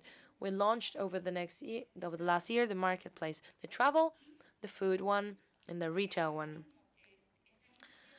Right now, the commercial operators, what we're doing is a key for the new tenders in the restoration and public ones.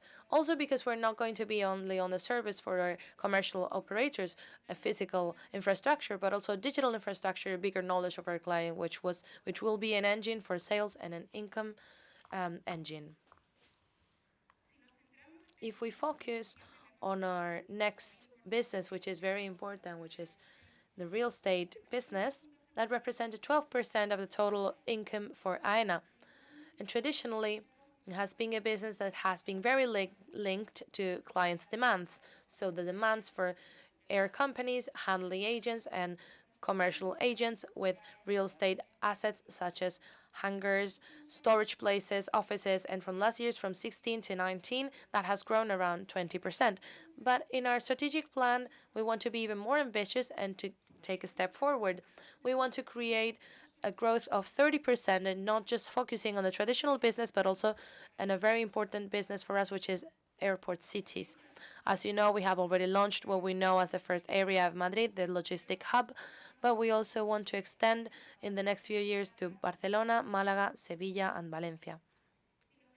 If we focus on the case of Madrid, as we said, over 2021, we launched the first area, 32 hectares for logistic use. And in September this year, we gave an investor partner for the investor of that, which was P3. They made a big bet for a very important business for us, with an apportation of 170 million euros. From that, a percentage of it is for capex, and for Aena is 52 million. Our managing idea is the fact that we have a right to surface for 55 years, which that is 32 hectares. And the investor partner gives enough for the capex and the know-how and an upfront for Aena for 52 million euros. So Aena receives for this project 52.5 million, the upfront that P3 gives, and the participation for the joint venture of 35% over 75 years. Which have been the next steps in this project? We're going to constitute the joint venture in January 2023 with the objective of starting the new investments in logistic areas in 2024. This is the first step for a much more ambitious project for Aena and for the territory, so it will contribute for 300 hectares that will start in the market depending on the degree of maturation on different aspects. The authorization for urban planning, which are necessary to do that, the habilitating, enabling investments that we need in order to do those areas, and the market demand. As we can see in this slide, the next project that we want to launch is the North Logistic Pole in T4 next to A1 of 90 hectares. We want to launch that in the second half of 2025. A hotel in T2 that we want to launch in the second half of 2023. And we will continue with the project which makes us very happy, which is Air City for T4, which is 66 hectares used for mixed uses for offices, hotel, and commercial services, which are complementary. We want to do it further away from 2026 because it's very linked to the growth of T4.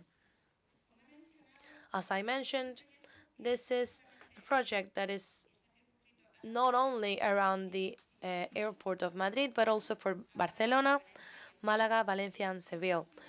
In the case of Barcelona, we have identified 150 hectares for the same uses that we have already said in Madrid, logistic, in the mixed uses for Air City and the terminals, and the hangars. In Barcelona, the forecast we have is to be able to launch the market 36 hectares in the first half of 2025. I must say that this is very linked to the authorization from the administration that is required, in which Aena is working very closely, and also to launch a hotel in front of the T2 in 2024.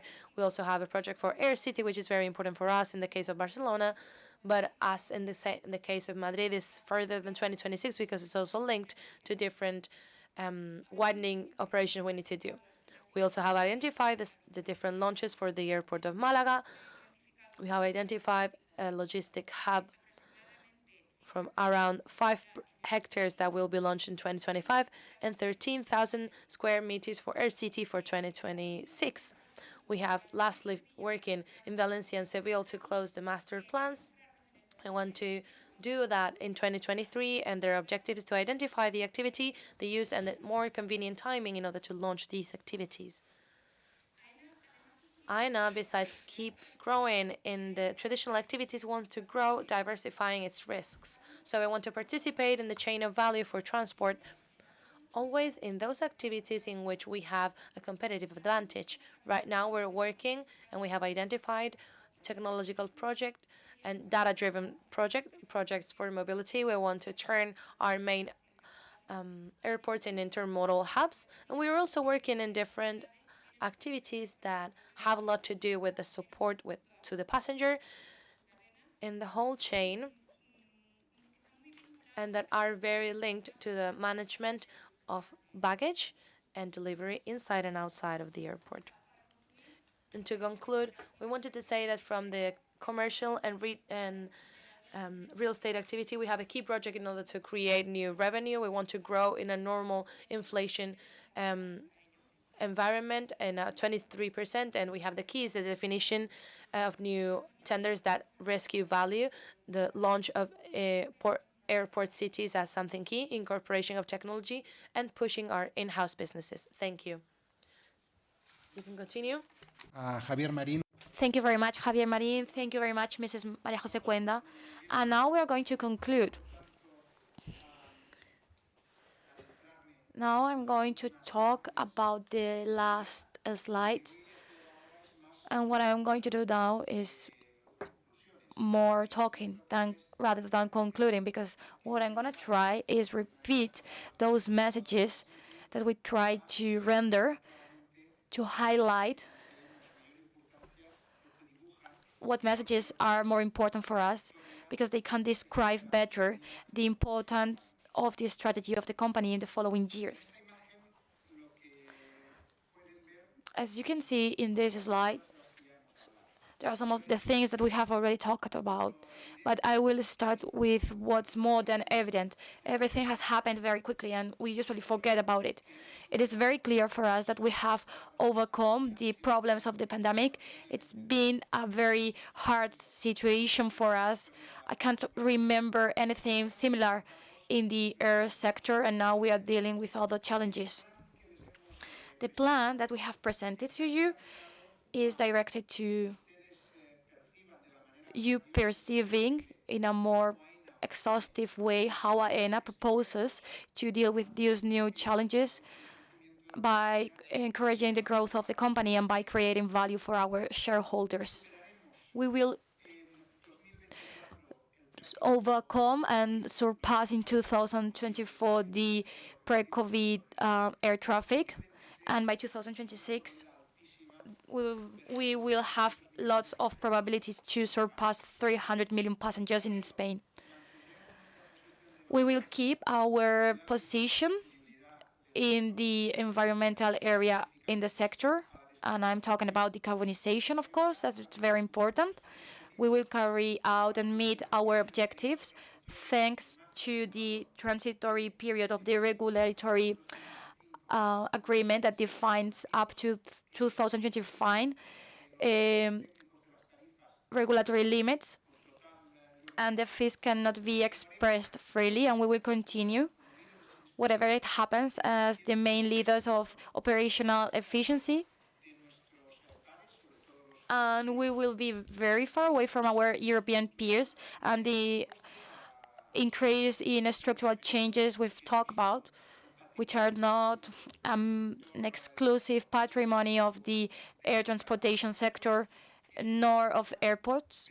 That's a reality, but that's a reality we need to manage. And that's a reality we try to explain, that we have some tools that will be very efficient and very useful for security in the short term. We will also integrate, as the managing director for commerce said, we will increase the expenses per passenger up to 12%, at least 12%, and that's very important because we need to be very cautious about it. We have worked on that because the situation is very uncertain, but there are some preliminary signs that we have seen in the past 12 months, and it means that we might be able to carry out an upward revision of the estimations according to what happens in 2023. But for the moment, we prefer being cautious. Now, our ambition in the short term is to finish with the period to DORA 2 in the year 2026 by providing an international activity in the EBITDA over 15%, but the international approximation will be selective, and if the relationship, quality, and asset does not match, we won't carry out those investments. And that's one of the main important principles that has guided what Aena has said in the international area and in the international field. Now we can see some of the good results from those activities that have been increasing in the margins of the traditional activities of airports. The managing director for commerce has explained that in great detail, the perspectives for the logistic and real estate development. Some of them happened in Madrid, and this will happen in the future. We're going to continue working on that, and we are going to, and this will provide an asset. And this has to be provided to the perspectives of the company in the long term, but we will need some years before deploying most of the real estate developments, because the conditions of the market have to be good enough, and this is more than important. Now let's talk about the economic financial perspective. We will recover between 2024 and 2025 the previous EBITDA, the EBITDA record in 2019, and the EBITDA margin of the parent company will be higher than 55% at the end of the strategic plan period 2025, and by the year 2026, our commitment to project the solid position of the company, the ratio of net profit EBITDA will be over 2. Our commitment with the main shareholders will be renewed with a lot of determination, and we want to keep 80% of the payout.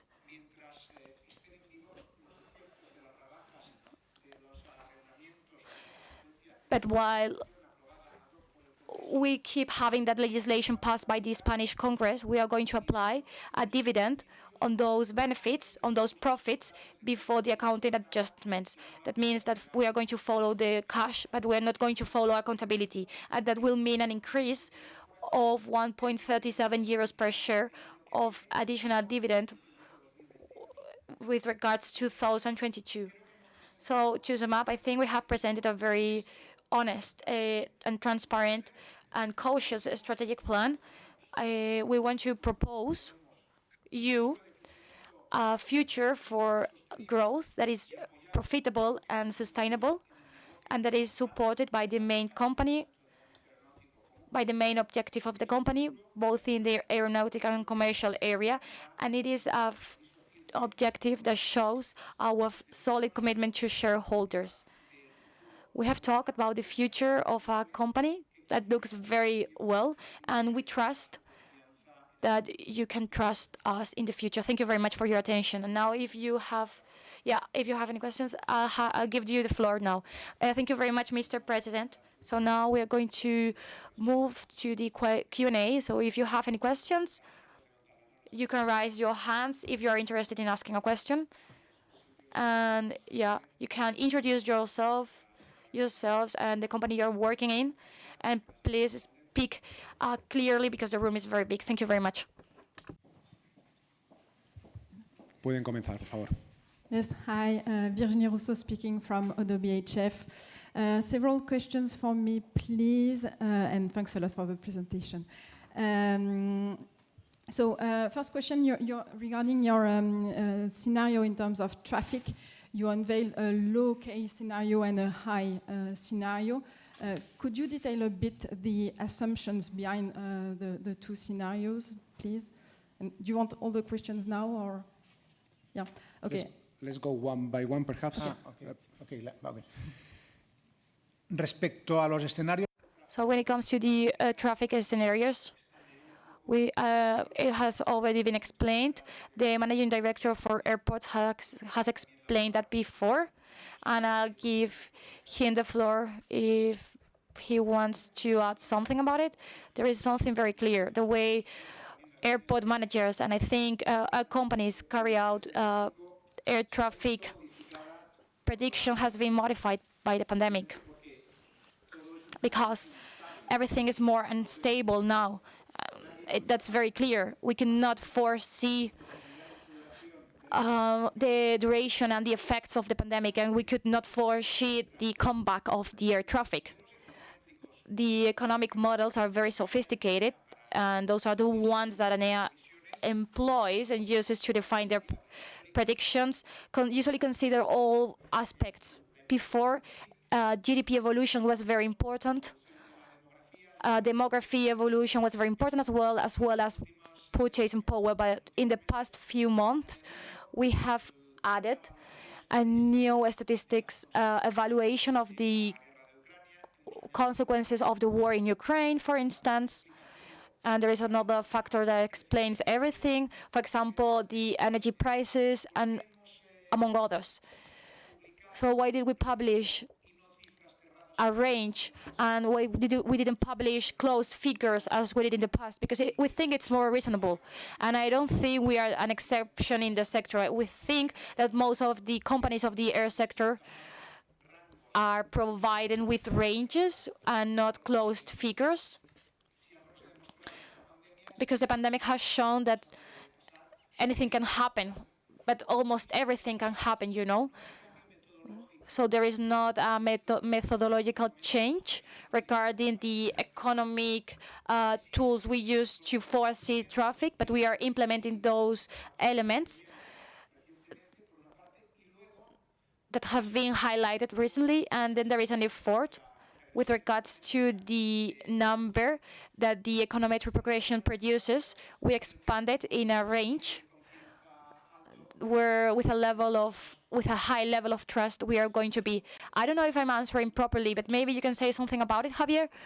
So I think you have explained it properly. As the president has said, before the pandemic, our prediction models were based on econometry, and they were associated and they were related to the GDP, highly related to the GDP, especially in Spain. So there was a multiplier of 2.2 regarding the European GDP. That's our main market. So more than 90% is European traffic. So there was a correlation there, you know. And of course, we didn't provide a very specific result, and we were not growing most of the time. So there was an adjustment in the time. In the middle of the year, it was something conjunctural. Some of the fleets that were not integrated, some of the problems with capacities. Of course, we had to consider all those things. But honestly, I think the econometric model right now is part of the scenario we have nowadays, but this is not the main one anymore. And why is this? Because there is a contained demand, and we can see it every month. We don't know, or we cannot say how that demand is going to be like in November. That's very difficult for us. There are some hypotheses on the aviation industry, and even after the pandemic, there has not been a great consolidation in the sector when it comes to capacity. We don't know what is going to happen in the future, and in that sector, that's why we try to plan with a scenario, and that's not a prognosis, and this is a scenario, because we need to have a scenario to carry out a 4-year plan. We are having over more or less 5 points, and this is something that we shouldn't have provided in normal situation. So with those 5 points, we can put together the GDP and the sensitiveness of the GDP before the pandemic. Now you've asked about the highest scenario. We need to be optimistic. There are no limitations for capacity. All the impacts of the war in Ukraine are finally erased. There is a great consolidation in the industry, and this growth is not limited, so among other aspects. Thank you. Sorry, my second question was on CapEx. Your traffic scenario. Yeah, sorry for interrupting. Would you mind raise all the questions that remain from your side so that we can move forward with all your questions Yeah, at the same accumulate time? Yeah, Thank you. just an additional one. Okay, thank you. And I leave the floor. Question on CapEx. So you mentioned the fact that your traffic scenario is higher than what was expected in DORA 2 and that it might create some capacity utilization constraint in some airports. You also mentioned the fact that you have ways to unlock capacity. Could you detail a bit what these ways are and what it can mean in terms of CapEx for DORA 3 as capacity utilization rate will reach 100% sooner than expected? Thank you very much for the question. We said that we corrected when we were doing the plan, and we think it's best that everyone asks all the questions when they are given the floor one after another, because this way we will have more room for more interventions. So regarding CapEx. CapEx, before the pandemic, our estimation for CapEx in the regulated part, we were talking about a non-regulated area as well, but before the pandemic, in DORA 2, on average, we estimated that we were going to invest over 950 million euros per year, but pandemic changed everything because some of the capacity elements were not that of an emergency, and I think we were right. We did properly, and I think that's something very smart when it comes to managing airports, because unlike other airport managers, we have enough capacity nowadays even to host a quicker air traffic comeback, and that we can recover to the pre-pandemic levels, and that the air traffic can increase higher than the pre-pandemic levels. There won't be any problems regarding capacity under DORA 2. But this makes us think that any questions you might have regarding capacity elements in DORA 3, now there is no doubt. Now we will have to do it. But this doesn't change the plans, not the capacity of the company to provide services to the air traffic that might take place under DORA 2. Regarding figures and regarding specific figures of CapEx under DORA 3, it's very early to say anything about it, to foresee those figures, but maybe the managing directors of airports should say something about it. Yeah, of course. During this period, we're not expecting capacity problems. And even in the highest scenario, we think the quality margin that we have is higher than the demand required, and we could provide the increase of volumes up to those levels. But if the scenario that we expect is the one that is going to happen, and the high part of that scenario that we are presenting today, we need to speed up all those plans and projects that are related to airports, where those figures from the year 2026 might start having some capacity problems in 2027. So I think that we are not going to invest more than what we have said today, because DORA is already closed, and fees that air companies are paying nowadays include the 2.2 billion euros that are included in DORA. But the air traffic evolution is the one that we are having today. We will speed up some projects, of course, building projects and tender projects. Previous tenders to prepare the contracts and to have them ready in the following DORA. Because in the DORA 3, the regulator must recognize that investment, and the investment must be included in the fees. We know that regulators should be aligned with the capacity objectives that Aena has. Some of the elements that Aena has, which is one of the main advantages, is that we have 46 airports, and some of them are a complement when it comes to helping other airports in terms of capacity, and this happened even before the expansion of the Spanish airports. For example, Alicante. There was a moment Alicante had a problem of capacity or a limitation of capacity. It increased a lot, and that's why airport in Murcia, which is located in the south of Spain, increased as well, growth as well, and that's one of the main advantages that we have. Aggregating capacity is not a very specific parameter, but now all the capacities that we have in the Spanish airports amounts to 350 million passengers.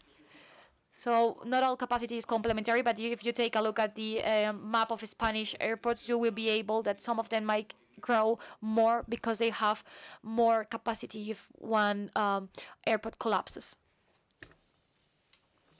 Buenos días, Luis Prieto. Good morning, I'm Luis Prieto from Kepler. I had two questions. First one is very easy. It's hard to answer it though. Is whether if you believe there is some kind of dialogue which is open with the regulator with respects to the possibility of the P index towards protecting more against future inflation or the one that has been already accumulated. And the second question is, well, we have seen the max characteristics of the new contracts, the new tenders, but is there any more detail you can give us over those contracts, how they're defended against any events such as maybe not COVID, but maybe strong falls in traffic, or what kind of percentage you would need to have?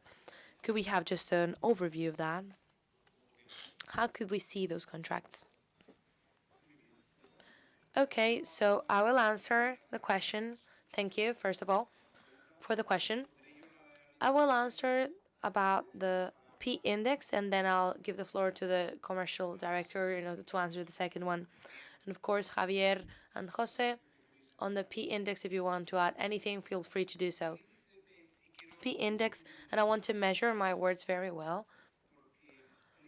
because P index, from the perspective of the spirit of the legislator, I believe it's impeccable.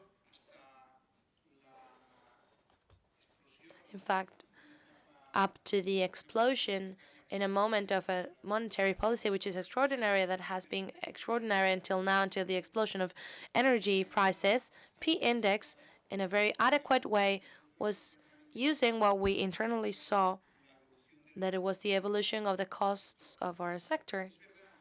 It is true that with an inflation that's very particular because it has some components to which the evolution has been exacerbated and others aren't, until we had started to gain the famous second round effects.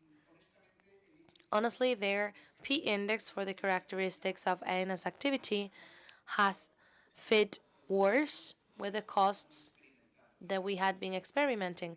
I repeat, I believe it is not due to, of course, not an original bad faith. It's because the spirit of the legislator, with the circumstances which were so single for this or so specific for this inflation period, has been a bit distorted.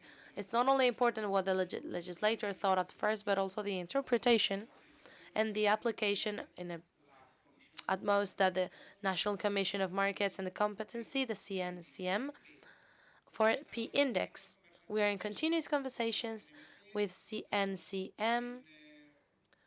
We are in conversations with the regulator, with the government, because we just believe that on the long term, the regulatory Spanish framework should make that good functionment of that P index that had been happening up until recently, to incorporate those exceptions that we are experiencing right now. But that is why I'm so careful with my words. We have to be really respectful with the field of each one of us. We are a regulated business. We have regulators and supervisors. And we are right now in an honest dialogue in which I hope we can find some common points over the next few months. And Javier, José, I don't know if you want to add anything. No, just that any change on the P index would need to be for legislation, not for regulatory itself. It's not the interpretation of the regulator, but to be developed in a royal decree. So the positive side is that the law that regulates the DORA and all the regulatory aspects defines a P in general terms, which means that it defines that the P index will correct the effect cost, which is associated to costs related to the provision of services in airports. When that decree is developed, it is developed in a moment which was pre-inflation, and it seems that it's working, which what we have seen clearly is that it's not working. So from the point of view of the legislator, that should be corrected, because the same law and any regulatory framework should recognize a correction for inflation, because in 5 years it is passed in real terms for the costs, and the first DORA was not affected by inflation, but the second one was obviously affected by inflation, and it's not the spirit of any regulation. We also need to remind people that this impact happened over DORA. So in DORA 3, the real costs should be recognized in the fees of DORA 3. So without a doubt, that's an impact that is non-desirable, that in this DORA we're not gathering the effect of inflation, but it's important to know that in DORA 3, it will be recognized again. And we will capture the fees in the fees of DORA 3, the effect of inflation that has happened in this DORA. The one that remains, that was exactly what I was going to add to what Javier Marín has just said. Another element that I believe that can help us in this calm debate with the legislator, with the regulator and everything, is that actually the considerations that we're doing is considerations for a microeconomic factor. It's just technical. The recognizing the inflation is a common practice for the regulatory frameworks for all the countries in the world. It's not because just we want to do so, it's because it comes from the theory for microeconomy and from the experience that is contrasting with it. I'm saying this because in this kind of debate in which we have many opinions, each opinion will defend their own interest. The idea is to have that microeconomic interest. María José, I give you the floor.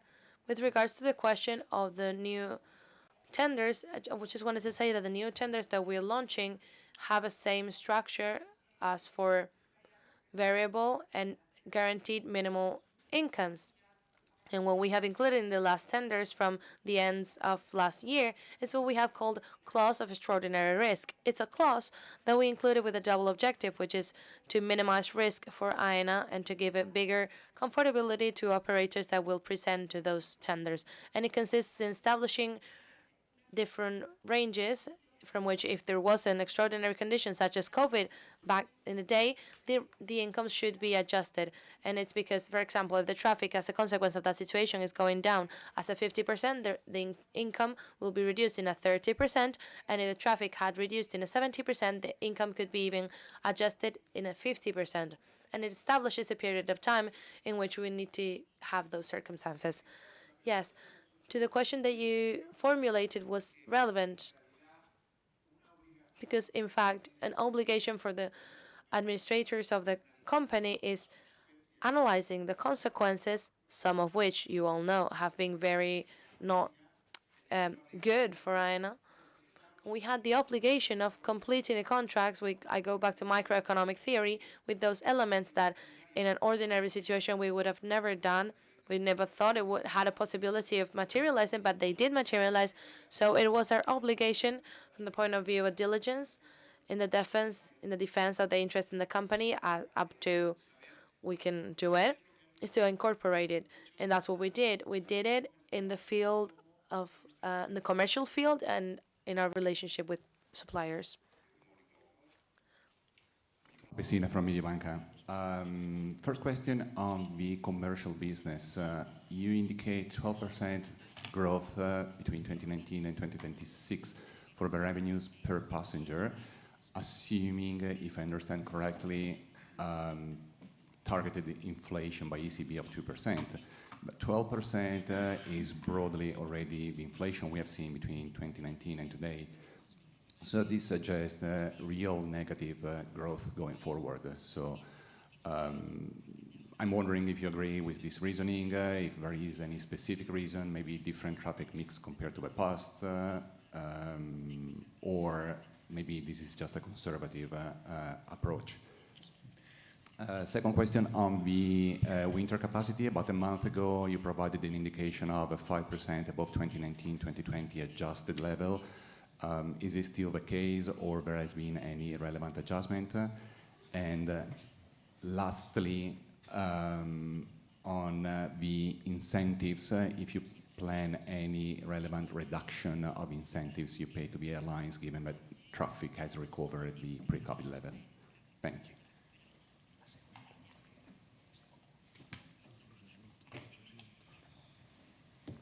Muy bien. Gracias. Yes, thank you for the questions that you are formulating. I will answer the first one, and the second one and the third one will be answered by the Director General for Airports. It is a very good question, the first one, on the inflation, the growth of the total expenditure per passenger, and that has been for us a difficult situation. Because the big question from the point of view of the planning and creating a strategic plan is how, in a sensible way, can you introduce inflation? It is very easy to ask the question. It is much harder to incorporate it in the algorithm, especially when you're projecting for several years. Said in other words, I believe that there are few strategic plans that in a time for a relatively high inflation with doubts over the evolution of itself will create a strategic plan in which you introduce in a very direct way that inflation that was forecasted. It's very hard to budget like that, and it's very difficult to project commercial revenue like that. So what did we do in order to answer this? Maybe not a perfect answer, but reasonable to the problem that I'm referring to. So when we're saying that the commercial income will increase at least, that's why I insisted in the part of at least of a 23% in absolute terms and at least a 12% for each passenger. They're gathering some of the inflation that we have already experimented, of course, without a doubt, because last tenders, the RMGA for 2023, for 2026, I believe they're gathering some of the inflation that is already happening. There is some inflation in the sense of the transmission of the prices of sale in the stores in the results of the summer in Aena's airports. Yes, there must be some inflation. I'm just incapable technically to say how inflation is, how much macro there is, and how much of the famous revenge from the traveler in that, how much carpe diem. I don't know really. So what we have done, and you have very correctly said so, I'm going to create an abstraction of the situation happening right now, and I'm going to believe that the central banks are going to control in little time this inflation. At least this increases from the European Central Bank and the North American one. They are pointing towards that direction without a doubt, even what it seems to the cost of a possible obstacle in growth. So we have simplified the forecasts with that scenario. So in some way, I'm questioning an affirmation that you have done, which is technically well done, which is if you achieve that 12% of increase of passenger expenditure, you're not even fight the inflation. Well, it depends. If the inflation goes back quickly to the environment that we want by the Fed American and for the European Central Bank, it's not so sure that we're going to achieve that. That's why my feeling, but I'm not quite sure about doing that, and they wouldn't allow me to do that. My qualitative feeling is that the probability that the commercial revenue to grow more is not something we should totally leave out of the question. That's the feeling right now. But since that is more a feeling than what the data of the central banks are telling us, that's why I repeat, we have highlighted caution. But I wish it's not going to create any kind of shame that depending on how the tenders are going, especially commercial contracts, some of them are very important for the next trimesters. If we have to review, I hope, upwards, the forecast of commercial income, we will do so. We will try, just taking into account all the uncertainty, to give right now the forecast that was most cautious, but at the same time the best axed one.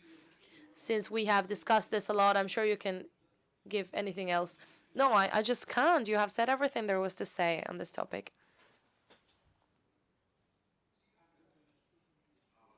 So you have asked two questions on the capacity and incentives, right? On the capacity, there are no significant variations. You have mentioned a cipher of 8. Actually, the cipher of a growth of slots in winter is 11%, but if we take away the first weeks of March on 2020, which were when the pandemic happened, that would be around 5%. So what is comparable is capacity. That's around capacity. So in occupation, we have no visibility on that for the future. However, the air companies are telling us that the winter season, we're having a forecast of high occupation rates. On the incentives, well, we substantially changed the incentive scheme with consequence of the pandemic. Before the pandemic, we were incentivizing routes, we were incentive volumes, and when the recovery for the pandemic, we started to have more incentivation in relation to 2019, and we were helping incentivizing factors for occupation so that the planes were full because planes were maybe not. So we will adapt those incentives to the situation of the market, and we will always have some packet for incentives in order to help to make it more viable, different operations, and to make more attractive the operations in Spanish airports. As a complement to incentives, quite quickly, I wanted to add that we have a person with a team, of course, a director of Aena, who is called Ignacio Biosca, Nacho Biosca. He really knows a lot about incentives, and the guarantee that I wanted to give you is that there is a lot of microeconomic science in the development of incentives. We'll take a close look at it. Why? Because incentives, when they're well designed and well applied, it's something that is very good for the company, something that's good for air transport. But if they're badly designed, they could become in just a transfer of income that we would not like. It's not because they're transferring it to us, it's because it's the other way around. So the microeconomic principles that inform all the incentives that we design are based on the commitment and following a technical concept, which is additionality, which really is to promote more traffic than it would be promoted if those incentives would not exist. And if you go over, which I know you did, if you go over the small print, fine print, and the concept of all the incentives that from the beginning of the pandemic we were pushing, you will see that there is a complete, permanent attempt of trying to respect those additionality principles. Next question, please. Next question, please. I'm José Manuel Arroyedor from Santander. I wanted to make a question on the EBITDA objective on the group for 2024-2025. I have 4 questions. That objective includes the negative incomes of the Norma S16, and if that objective includes or excludes more expenses of COVID, which amounts to 100 million euros, which I think is the current amount. And third, if we have to understand the Transparency 27 on energy prices, is the assumption reflected in those objectives from EBITDA? And last, if you could provide an indication